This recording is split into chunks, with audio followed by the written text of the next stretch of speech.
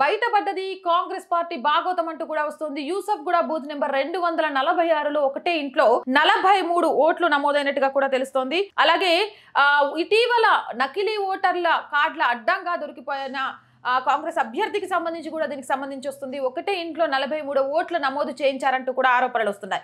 దీనికి సంబంధించి మరిన్ని వివరాల్లో ఒకసారి మనం చూసినట్లయితే దీనికి సంబంధించి ఎక్స్ లో కూడా పోస్ట్ చేశారు.